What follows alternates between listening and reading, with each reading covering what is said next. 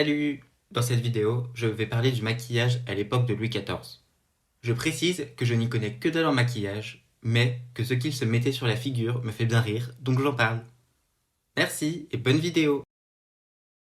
Maintenant, parlons du maquillage en France au XVIIe et XVIIIe siècle. À cette époque, Louis XIV est roi de France. À Versailles, les courtisans, hommes comme femmes, veulent lui plaire et montrer qu'ils peuvent maîtriser leurs émotions. Oui, priorité aux apparences. Pour ça, rien de mieux que de se tartiner la face avec des cosmétiques plus douteux les uns que les autres. Voici un petit tuto qui permet de se défoncer la santé. Première étape, la carnation, soit l'apparence et la couleur de la peau. Les courtisans du roi voulaient avoir la peau d'un blanc immaculé. Imaginez l'effet que ça faisait durant les bals. Des dizaines et des dizaines de personnes au visage couleur neige, pas besoin de miroir dans la galerie des glaces pour avoir de la lumière.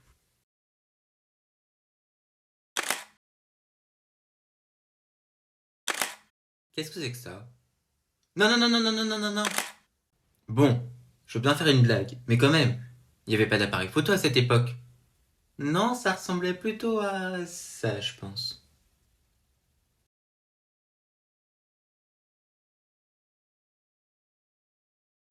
Bon, ils avaient le nez un peu écrasé après, mais vu ce qui se mettait sur le visage, et que vous allez découvrir, c'était pas grand-chose. Ils considéraient que le visage est le reflet de l'âme, et que blanc égale délicat et innocent. Bah, c'est sûr que tant qu'à avoir le corps détruit par les produits toxiques, autant que les autres sachent que ton âme est pure. Mais comment faisait-il, me direz-vous? La réponse est assez simple en fait. Ils se mettaient plusieurs couches épaisses de blanc de céruse, sous forme de poudre, sur le visage, le cou et la gorge. Ils utilisaient le blanc de céruse car il était reconnu comme étant l'un des pigments blancs les plus beaux.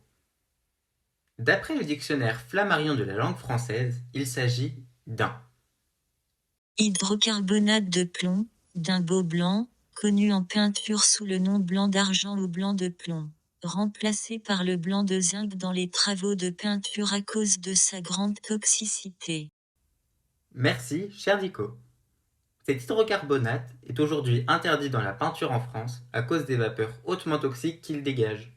Et on le sait depuis l'Antiquité.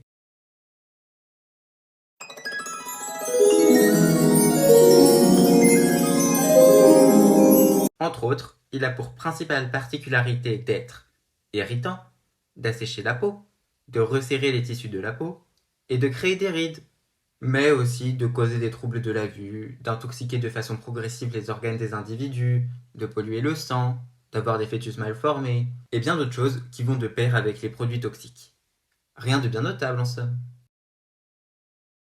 Dans le Grand Dictionnaire de l'Académie française dédié au roi, seconde édition, revu et corrigé de plusieurs fautes et où l'on a mis dans l'ordre alphabétique les additions qui estoient à la fin de l'édition précédente.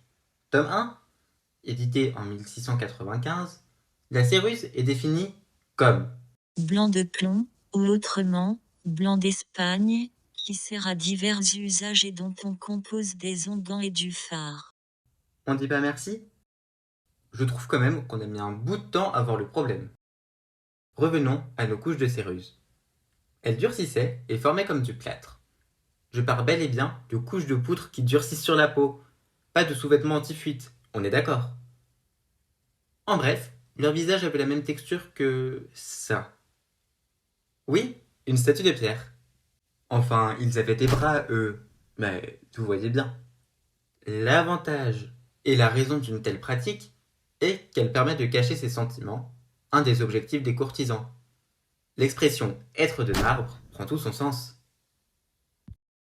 D'après l'encyclopédie ou dictionnaire raisonné des sciences, des arts et des métiers, tome 4e, conjonctif discussion, par une société de gens de lettres, mis en ordre et publié par Monsieur Denis Diderot, et quant à la partie mathématique par Monsieur Jean Leron d'Alembert, les cosmétiques sont C'est la partie de la médecine qui a pour objectif l'entretien de la beauté naturelle.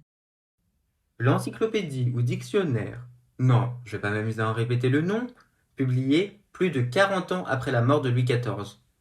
On espère que la mode du maquillage avait changé. Sinon, beau foutage de gueule, je vous le dis. Petit spoiler, mais ça reste entre nous. C'était pas le cas.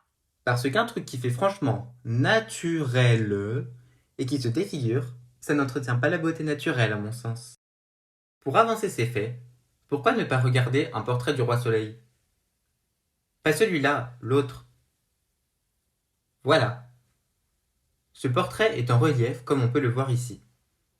Antoine Benoît, l'artiste, a réalisé un moulage directement sur le visage du roi avec de la cire d'abeille qu'il a par la suite peint. Le relief et la couleur sont donc conformes à la réalité. On peut discerner la présence de crevasses et de taches. Elles sont dues aux cosmétiques, évidemment. Quand j'ai dit que ça défonce la peau, le manque d'hygiène a aussi joué son rôle. Tiens, petite info tant que j'y suis. Ne cherchez jamais rien sur l'hygiène de Louis XIV pendant que vous mangez. Sinon, je vous laisse imaginer la suite.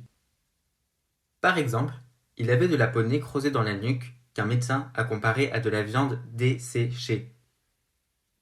C'est bon? Vous avez imaginé ce qui se passerait? Deuxième étape, les détails. Et c'est pas tout rose. Enfin blanc vu que c'est le maître mot. Je rappelle qu'à Versailles, il n'y a que des nobles. Pas de gueux. Pour prouver qu'ils ont du sang de noble, bleu apparemment, ils se dessinaient des veines au crayon bleu sur les tempes. Ces courtisans s'appliquaient un fard rouge plus ou moins vif sur les joues pour faire moins cadavérique, disons. Plus le rouge était vif, plus il était réservé à la famille royale. Certains de ces fards sont à base de vermillon. C'est mignon comme nom. C'est du sel de mercure. Oui, du mercure. Perso, je leur laisse volontiers. Pour parfaire ce carnage, ils s'appliquaient des mouches sur le visage. Ce sont des petits morceaux de tissu noir qui ressemblent à ça, et non pas des insectes qui se collaient sur le visage avec de la colle. En fonction de leur emplacement sur le visage, elles ont un nom et une signification. Elles apportent aussi des informations sur le porteur. Ne soyez pas dupes, bon sang. Elles servaient surtout à cacher les creux sur le visage que la serrure faisait sur la peau. Donc, certains et certaines en portaient des dizaines. Logique. Ah oui, ça fait beaucoup d'infos là. Attendez, je traduis. Elle est gentille, tête en l'air, souriante, langue de vipère, et bien d'autres. Vous vous demandez sûrement comment s'est finie cette horreur. Marie-Antoinette, qui vient d'Autriche, où la cour royale est, disons, moins atypique, ne comprend pas ces pratiques et décidera de ne se maquiller que avec des produits d'origine animale ou végétale.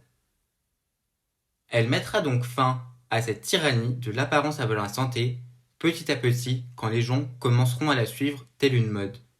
Si je résume, à Versailles, les courtisans du roi utilisaient des produits toxiques pour se maquiller et ça les tuait à petit feu. Traduction, c'était pas des lumières avant l'heure. Je conclurai en disant que l'expression il faut souffrir pour être beau, belle prend tout son sens pour le coup. Bien que ce serait plutôt il faut mourir pour être beau, belle. Voilà, c'est la fin de cette vidéo. J'espère que ça vous a plu. Ciao!